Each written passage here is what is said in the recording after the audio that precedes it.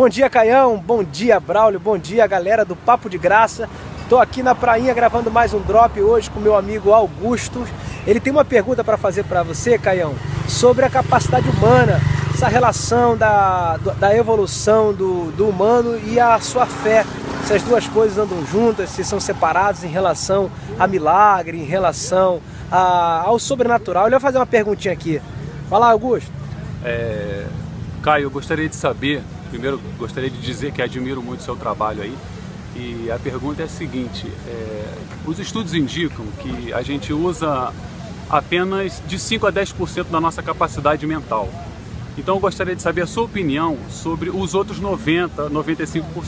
O que nós somos capazes de realizar com essa parte que ainda é tão pouco explorada. Eu gostaria de saber a sua opinião no campo metafísico, em todas as áreas. Maravilha, Caião, tá aqui o drop de hoje, a gente tá batendo um papo sobre isso, porque tem pessoas que operam milagre, tem pessoas aí que operam sobrenatural, tem, parece que uma capacidade humana muito desenvolvida, e a nossa dúvida era essa, será que é só através da fé que essas coisas acontecem, ou mesmo esses 95%, esses 90%, né, que às vezes tem pessoas que parece que utilizam mais do que 10%, segundo a estatística. Essa aí fica a nossa dúvida de hoje e a pergunta para você. Um beijo grande e, como sempre, até a próxima!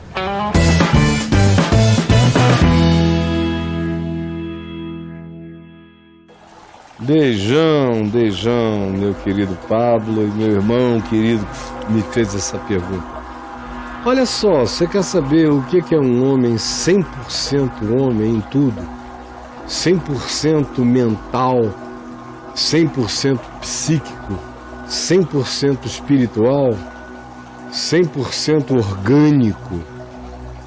Olha para Jesus, por isso é que ele é chamado de o Filho do Homem, porque ele é o homem na sua plenitude. Nunca antes dele houve um homem absolutamente humano e pleno, e depois dele nunca houve e nem jamais haverá. Nem jamais haverá. Quando você vê Jesus andando sobre as águas e as pessoas dizem porque ele era o Filho de Deus, não, ele andava sobre as águas porque ele era o Filho do Homem. A plenitude do meu potencial cerebral, psíquico e espiritual me faz igual a Jesus. No dia que eu me tornar a semelhança dele, essa é a vontade e o chamamento de Deus, é para que todo homem se torne segundo Cristo Jesus. Mais até do que o Jesus humano andando na história humana. O chamado é para que a gente, na história humana, busque a semelhança dele. No modo de pensar, no modo de agir, nas lógicas dele, na filosofia relacional tão clara que ele ensina. Que a gente aprenda tudo isso, pratique tudo isso, encarne tudo isso, isso desenvolve a mente. Eu não tenho a menor dúvida de que a consciência do Evangelho, que carrega a gente de amor, enche a gente de esperança, nos enche de fé.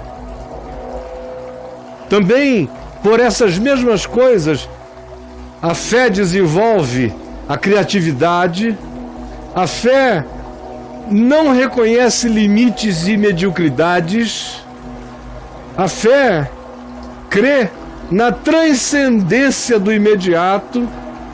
A fé é a própria expansão da minha mente, da minha alma, do meu espírito. A esperança é o grande dilatador da minha alma, do meu espírito. E o amor é o forjador, o fortalecedor, é o Pai. O amor é o Pai de todas as intuições, de todas as percepções sadias e do bem. É claro que pessoas malignas podem desenvolver poderes mentais e psíquicos, mas pelos seus frutos os conhecereis. Como também pessoas da fé, da esperança e do amor podem desenvolver potenciais psíquicos e a gente os reconhece pelo fruto de amor, de fé e de esperança que eles dão. Agora, ninguém deveria ficar impressionado com nenhum desses fenômenos paranormais. O cara que diz o que você estava fazendo hoje de manhã, o que pode acontecer ao teu carro amanhã à tarde, porque nós todos somos dotados dessa capacitação, só que a maioria esmagadora de nós tem uma calota, tem um teto baixo e atrofiado.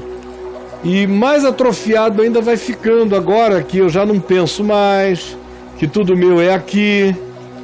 Eu estou transferindo essa geração, está transferindo a intuição para cá, está transferindo a inteligência, está transferindo o potencial, está transferindo tudo e está esperando que o potencial humano seja aumentado pela tecnologia, não pelo desenvolvimento pessoal. Estão esperando que chegue o chip para fazer download disso, download daquilo outro. Mas ainda não será o homem. Será apenas uma máquina. Será apenas um biorobô. Por enquanto, com alguma autonomia mental, daqui a mais 20 anos, perdendo autonomia mental para a inteligência artificial.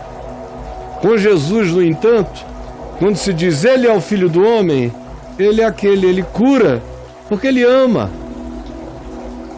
Ele perdoa pecados porque ele é puro, santo e cheio de amor e misericórdia. Ele apazigua ventos, ondas e mares porque ele está totalmente conectado com o universo. Ele só tinha 1,70 m, 1,80 m, mas o que o habitava fazia conexão de vértice com todas as dimensões cósmicas. E assim eu posso crescer, assim alguns de nós começam a crescer, e assim alguns de nós, na ressurreição, nos tornaremos como Cristo ressuscitado, na plenitude absoluta de quem Ele se manifestou como ressuscitado.